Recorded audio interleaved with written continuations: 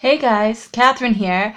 Today I want to show you how I put together the blank page inserts for my traveler's notebook. So I've got some blank pieces of paper here that I've just folded down the center.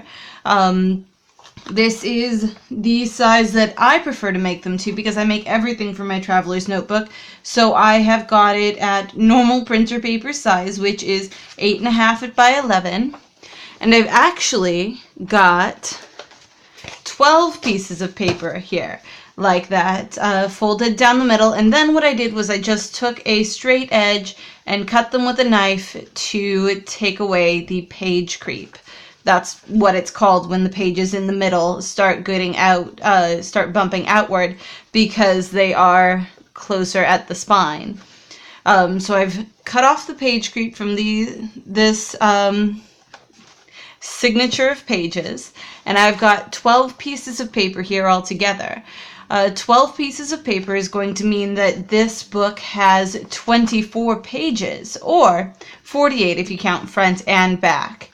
So I've got these pages ready to go, and I have then taken a bit of cardstock, and this is a bit of 12 by 12 cardstock that I have, and cut it to the 8.5 by 11 size as well. And then this one actually ended up with a hole in it, so I went ahead and punched a lot more holes and made it part of the design to add a little interest to the cover for this book. And I've also then folded this in half as well. I didn't bother scoring it down the middle or anything like that. I just lined up the edges and folded it. So I've got a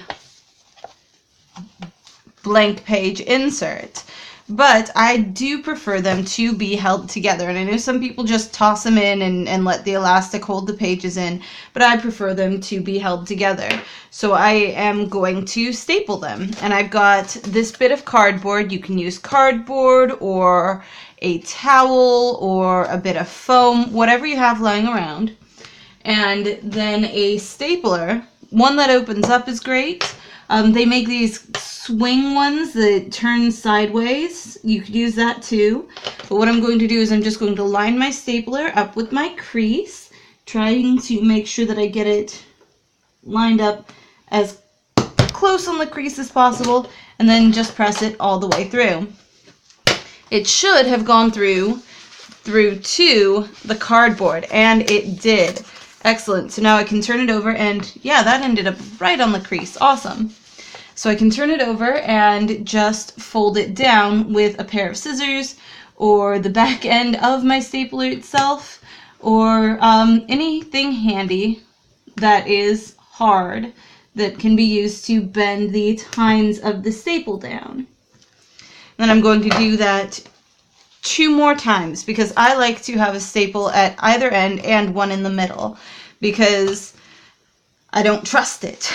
I want it to stay in place, and I want it to actually stay in place. So one, and then in the middle, and I'm just eyeballing this. I don't care if it's exactly in the middle. That doesn't so much matter. I just want to make sure that it's well held. There we go, and then I've got those staples in place, and then I need to pull my cardboard off of the back and take the scissors that I'm using to bend the tines of the staples down and bend them down so that they hold the pages and are not sticking out and stabbity. And I do like to face the tines toward the back of the book because the back of the book is going to be facing the spine of my traveler's notebook, where I rarely, if ever, put my fingers. Whereas if I had them sticking out the front side here, when I got to the middle of this book, I might get myself on the staple. So I like to have them facing the back, and then I just like to fold everything back together again and crease it down really well. You can use something to press it down hard. I just use my hands for that. And there we have it. I can now decorate the front and do anything that I want with this blank page notebook insert.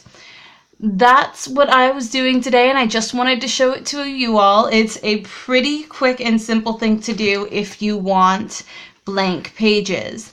It does definitely get more complicated if you want them to be lined, because then your lines, if you want your lines to go across the page like this, well, when you're doing your page is going to be up and down like this, so your lines would have to go like this, and it's really hard to find paper that's already printed that way. You pretty much just have to print it yourself, which you absolutely can, and I absolutely would if my printer wasn't on the fritz. So that's not going to work for me, but if you've got a working printer and you would like to have ruled paper, you go right ahead and print up some pages with vertical lines. That way you can have horizontal ones once you turn the page. That's everything for me today, and thank you guys for watching. This one was a quick one, and if you did like me showing you how I do my books, definitely let me know. Leave a comment in the description box below, and I will see you guys all next time. Bye!